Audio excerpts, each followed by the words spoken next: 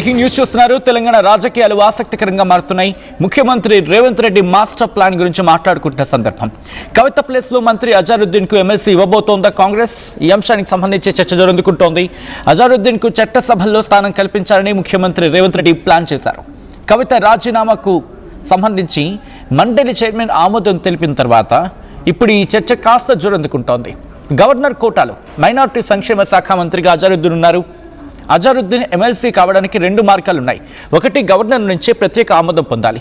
రెండవది, ఖాళీ అయ్యేదాకా ఎమ్మెల్సీ స్థానం నుంచి ఖాళీ అయ్యే ఎమ్మెల్సీ స్థానం నుంచి పోటీ చేయాల్సి ఉంటుంది. కవిత రాజీనామాతో నిజామాబాద్ స్థానిక సంస్థల కోట ఖాళీ అవుతుంది. ఆ స్థానిక సంస్థల కోట ఖాళీ అయ్యే క్రమం. ఈ స్థానం నుంచే బరిలోకి దిగబోతున్నారు అజారుద్దీన్ అనే చర్చ జరుగుతుంటోంది. కవిత కూడా ఇండిపెండెంట్ గా పోటీ చేసే అవకాశం కనిపిస్తోంది. ఇక్కడ అజారుద్దీన్ 6 నెలలుగా చట్టసభకు ఎంపిక కావాల్సి ఉంది.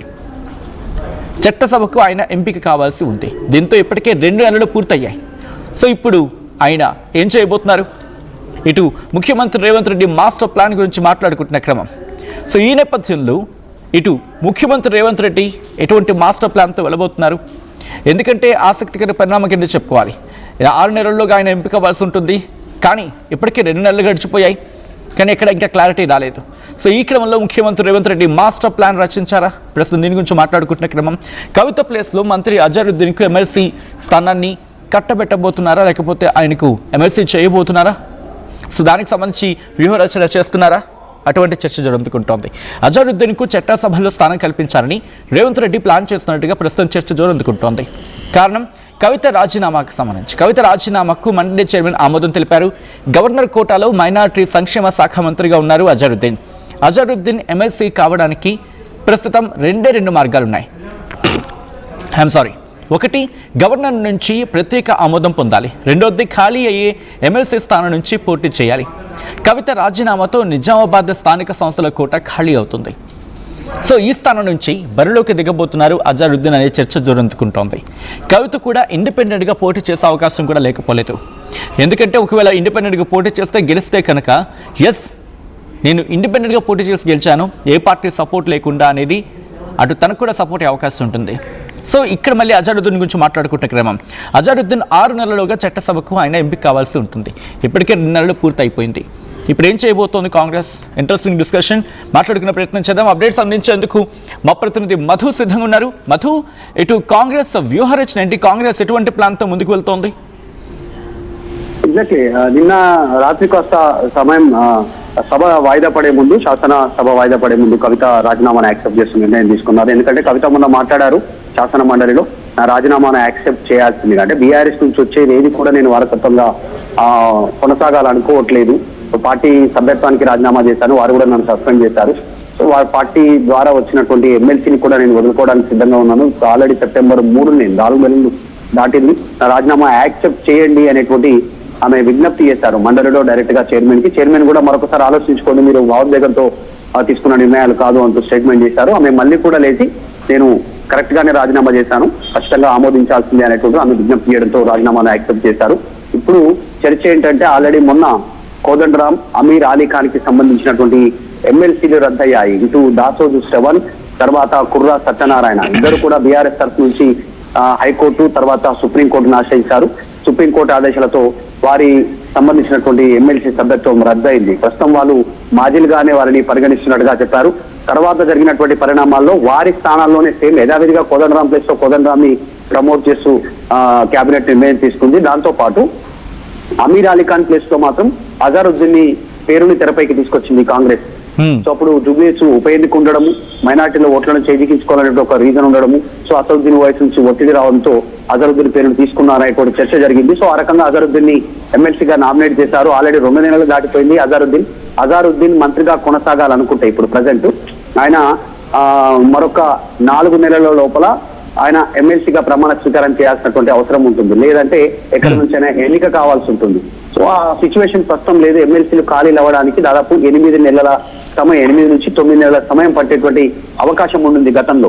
సో ఇప్పుడు కవిత ఎమ్మెల్సీ స్థానం స్థానిక సంస్థలకు సంబంధించినటువంటి ఎమ్మెల్సీ ఖాళీ కావడంతో అదే ప్లేస్ లో అజారుద్దీన్ ని గెలిపించుకునేటువంటి అవకాశం ఉందని చెప్తా ఉన్నారు. ఒకవేళ కవిత రాజీనామా యాక్సెప్ట్ చేయకుంటే, ఒకవేళ కవిత రాజీనామానే చేయకుండా ఉంటే ఆమె ఇంకొక 2 years అంటే ఇప్పుడు 26, 28 వరకు కవితకు సంబంధించినటువంటి ఎమ్మెల్సీ కొనసాగే అవకాశం ఉండేది. సో ఇంకా ఒక 2 సంవత్సరాల సమయం ఉంది కాబట్టి ఆ ప్లేస్ లో అజారుద్దీన్ ని ఎమ్మెల్సీగా నామినేట్ చేసేటువంటి అవకాశం పైన కాంగ్రెస్ పార్టీ దానిపైన దృష్టి పెడుతున్నట్టుగా తెలుస్తా ఉంది. ప్రస్తుతం దానికోసం ఆయనకు చట్టసభలో స్థానం కల్పించాలంటే ఈ రకంగా ముందుకు వెళ్ళాలనేటువంటి ప్రభుత్వం ఆలోచిస్తున్నట్టుగా తెలుస్తోంది. ఒకటి, గవర్నర్ ఆమోదించాలి, తర్వాత ఖాళీ అయ్యేటువంటి ఎమ్మెల్సీ స్థానం నుంచి కవిత సంబంధించిన ప్లేస్ ఆయనను పోటీకి దింపే అవకాశం ఉన్నట్టుగా కనిపిస్తా ఉంది. ఒకవేళ కవిత ఇండిపెండెంట్ గా పోటీ చేసే అవకాశం ఉందా? మరి ఇప్పుడు ఆమె ఆల్రెడీ రాజీనామా చేశారు కాబట్టి, పార్టీ నుంచి వచ్చింది కాబట్టి వదులుకున్నారు, మరి ఆమె సొంతంగా నిలబడే పరిస్థితి ఉందా అంటే ఇప్పటికిప్పుడు సిచ్యువేషన్ లేదు. కవిత కొత్త పార్టీ పెట్టాలనుకుంటున్నారు, ముందుకు పోవాలనుకుంటున్నారు, ప్రజల్లోనే ఉండాలనుకుంటున్నారు కాబట్టి ఆమె దాదాపు పోటీకి దూరంగా ఉండే అవకాశం ఉంది. ఇప్పుడున్న సినారియాలో అధికార కాంగ్రెస్ పార్టీ బలంగా ఉండడము, సాధారణంగా స్థానిక సంస్థల్లో మన రీసెంట్ గా కాస్త పైచేయి సాధించినటువంటి సిచ్యువేషన్, వీటన్నిటి నేపథ్యంలో మరి అజారుద్దీన్ ఎన్నిక చాలా ఈజీ అయ్యేటువంటి అవకాశం ఉంది స్థానిక కోటాలు. Alright, thanks full update Madhu. మొత్తంగా అయితే మాత్రం ఇటు గుత్తా సుఖేందర్ రెడ్డి అంశం గురించి మాట్లాడుకున్న తర్వాత ఇప్పుడు మాస్టర్ స్ట్రోక్ గురించి మాట్లాడుకుంటున్నాం. ముఖ్యమంత్రి రేవంత్ రెడ్డికి సంబంధించి మాస్టర్ ప్లాన్తో వెళ్తున్నారా? ఇటు తెలంగాణ రాజకీయాల ఆసక్తికర పరిణామం కింద చెప్పుకోవాలి. ఎందుకంటే ముఖ్యమంత్రి రేవంత్ రెడ్డి మాస్టర్ ప్లాన్ గురించి మాట్లాడుకుంటున్న సందర్భం కవిత ప్లేస్లో మంత్రి అజారుద్దీన్కు ఎమ్మెల్సీ ఇవ్వబోతోందా ఇటు కాంగ్రెస్ ప్రభుత్వం? ఎస్, అవుననే మాట వినిపిస్తుంది. బట్ ఇక్కడ కొన్ని ప్రోస్ అండ్ కాన్స్ గురించి మాట్లాడుకున్న సందర్భం అజారుద్దీన్కు చట్టసభలో స్థానం కల్పించాలని రేవంత్ రెడ్డి ప్లాన్ చేశారు. కవిత రాజీనామాకు మండలి చైర్మన్ ఆమోదం తెలిపారు. గవర్నర్ కోటాలో మైనారిటీ సంక్షేమ శాఖ మంత్రిగా అజారుద్దీన్ ఉన్నారు. అజారుద్దీన్ ఎమ్మెల్సీ కావడానికి 2 మార్గాలు ఉన్నాయి. ఒకటి, గవర్నర్ నుంచి ప్రత్యేక ఆమోదం పొందాలి, అంటే గవర్నర్ నుంచి ప్రత్యేక ఆమోదం పొందాల్సి ఉంటుంది. రెండవది, ఖాళీ అయ్యి ఎమ్మెల్సీ స్థానం నుంచి పోటీ చేయాల్సి ఉంటుంది. కవిత రాజీనామాతో నిజామాబాద్ స్థానిక సంస్థల కోట ఖాళీ అయింది. ఈ స్థానం నుంచే బరిలోకి దిగబోతున్నారు అజారుద్దీన్. కవిత కూడా ఇండిపెండెంట్గా బరిలోకి దిగే అవకాశం ఉంది అనే చర్చ ఉంది. అజారుద్దీన్ 6 నెలలుగా చట్టసభకు ఎంపిక కావాల్సి ఉంటుంది. కానీ ఇప్పటికే 2 నెలలు పూర్తయిన క్రమంలో ఏం జరగబోతుంది అనేది ఆసక్తికర పరిణామంగా ఉంది.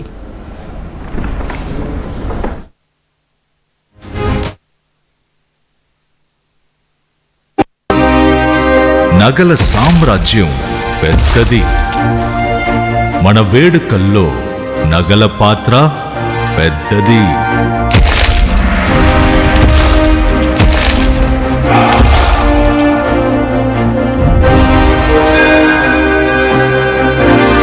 నగల్లో మన సంప్రదాయం అది పెద్దది. అదే విధంగా నగలు కొనేటప్పుడు మీ సేవింగ్స్ కూడా ఇకపై పెద్దగా ఉంటుంది. బంగారు నగల చరిత్రలోనే లేని విధంగా అన్ని నగల తరుగును ముందు కన్నా ఇంకా తగ్గించాం. ఈ తక్కువ తరుగును చూస్తే వెంటనే నగలు కొనేస్తారు. డైమండ్ జ్యువెలరీ ధరలు కూడా పెద్ద లెవెల్లో తగ్గించాం. ఇకపై అందరూ డైమండ్ జ్యువెలరీ కొనుక్కోవచ్చు. ఏ ఆఫర్లోనూ పక్కదారి పట్టకండి. Compare compare compare. ఇక్కడికొచ్చి కంపేర్ చేస్తేనే తెలుస్తుంది మీకు ఎంత పెద్దగా డబ్బులు ఆదా అవుతుందో అని. డబ్బులు ఎవరికి ఊరికే రావు.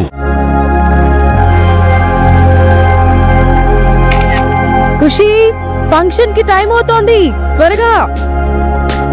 వస్తున్నా అక్క.